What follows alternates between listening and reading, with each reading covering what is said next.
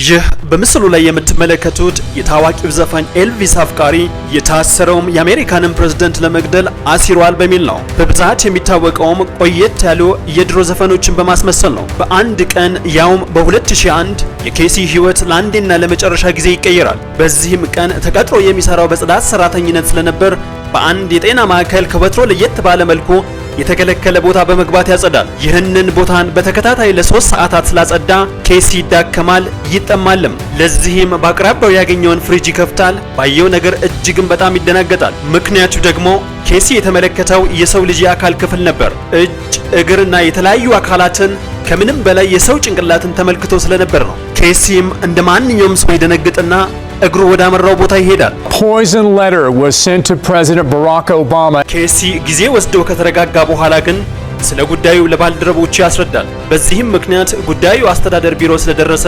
በሚቀጥለው ቀን የሆስፒታሉ ዋና ስራ አስኪያጅ ወደ ቢሮ ያስጠራዋል። ኬሲ ቢሮ በሚደርስበት ጊዜ ስራ አስኪያጁን ብዙ ሱፍ ከለበሱ ሰዎች ጋር ያገኛቸዋል። ስራ አስኪያጁም ኬሲን ያለ ፍቃድ መገኘት የሌለበት ቦታ ስለተገኘ ይህም ቀላል ስህተት አለመሆኑን በመግለጽ ብዙ ሰነዶች ላይ እንዲፈርም ይጠይቀዋል። በተጨማሪም እየተከፈለ ጉዳዩ እስኪጣራ ድረስ ላልተወሰነ ጊዜ ከስራ ተሰናብተሃል ይለዋል።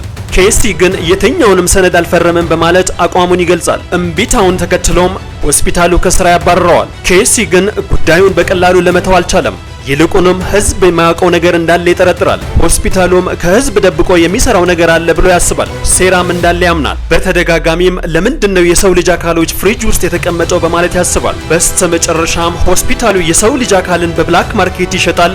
በዚህም ብዙ ታዋቂና ሀብታም ኃይለኛ ሰዎች በጉዳዩ ላይ ተሳታፊ ናቸው ብሎ ይደመድማል። ኢሉሚናቲዎችም ሳይሳተፉበት አይቀርም በሚል ራሱን ያሳምናል። ይህን ጉድ ለዓለም ህዝብ ማሳወቅ አለብኝ በሚልም እልህ ውስጥ ይገባል። እንዲህም አደረገ። ለባልደረቦቹ፣ ለጓደኞቹ፣ ለቤተሰቦቹ ምን አለፋችሁ ላገኛቸው ሰዎች ሁሉ በተቻለ መጠን ለመናገር ሞከረ። አንድም ሰው ግን ሊያምነው አልቻለም። አንዳንዶችም በእርግጥ የሰው ልጅ አካል እንዳያምነውለት ያየኸውም ሆስፒታል ስለሆነ ነው በማለት ይመልሱለት ነበር። መድረክ ላይም ተናግሯል። በኦንላይን ፖስት ማድረግ ከሰዎችም ጋር በኢንተርኔት ቻት አድርጓል። የመንግስት ባለስልጣናትን፣ የኮንግረስ አባላትን አነጋግሯል። ሴናተሮችንም አግኝቷል። ሁሉም ግን ጉዳዩን ችላ ይላሉ። በዚህ ምክንያት ኬሲ መንግስትንም ይወቅሳል። ሴራው ብዙ ሰዎች የሚሳተፉበት፣ ለዚህም ነው ማንም ሊረዳኝ የማይፈልገው፣ እያድበሰብሱ ነው በማለት በጣም ይናደዳል። Poison letter was sent to President Barack Obama. በ2003 ነገሮች ለኬሲ ከድጡ ወደ ማጡ ይሆኑበታል። በዚህ ጊዜም ቢሆን በጉዳዩ ላይ ይወሰወሳል። እድሜውም እየጨመረ ህይወቱንም ይህ ጉዳይ እየጨረሰበት ይመጣል። ቢያወራ ስለ ሰው አካል፣ ቢያስብም ስለ ሰው ልጅ ጭንቅላት ይባስ ብሎ ከስራ ይባረራል።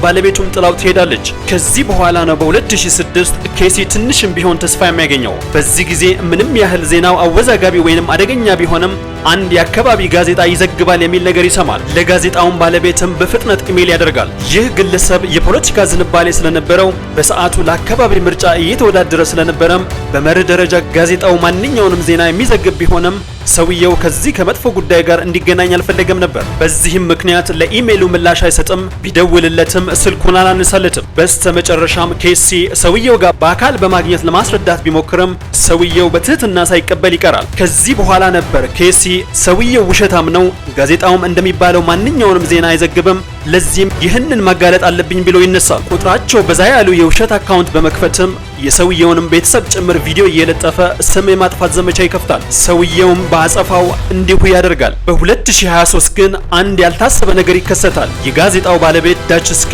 ከአካባቢ መንግስት ጋር አለመግባባት ውስጥ በመግባቱ ይታሰራል። 90 ቀንም ተፈርዶበት ማረሚያ ቤት ይገባል። በዚህም የተነሳ ኬሲ አጋጣሚውን በመጠቀም ስሙን ኢንተርኔት ላይ ያጠፋል። ሰዎች ሁሉ ስለዚህ ጉዳይ እንዲሰሙ ለማድረግም ይሞክራል። ዳችስኪም በዚህ ጊዜ ራሱ መቆጣጠር ያቅተዋል። ለአንዴና ለመጨረሻ ጊዜ በሚልም የማያዳግም በቀል ያቅዳል። እቅዱም ኬሲ ያልሰራውን ስራ እንደሰራ አድጎ ማቀናበር ነው።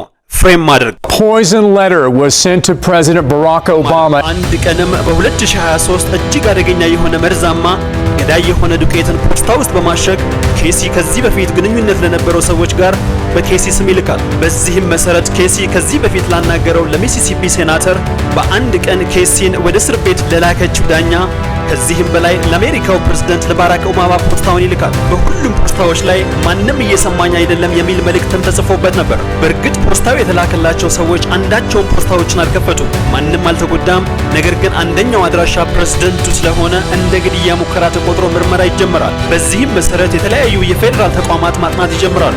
የኬሲ ስምም በፖስታው ላይ ስለነበረ ከዚህ በፊትም በመንግስት ላይ ቅሬታ ስለነበረው ኬሲን ፖሊሶች ያስሩታል። ፖሊስ ጣቢያ በሚመረምሩበት ጊዜ ግን ኬሲ ምንም አይነት ነገር እንደማያውቅ ያስረዳል። ከሰዓታት ምርመራ በኋላ ፖሊሶች ምናልባት እውነቱን እየተናገረ ሊሆን ይችላል በሚል ጠላት አለ ብለው ይጠይቁታል። በፍጥነትም ኬሲ እደችስኪ ብለው ይመልስላቸዋል። ፖሊሶችም ሰውየውን በመፈለግ ያስሩታል።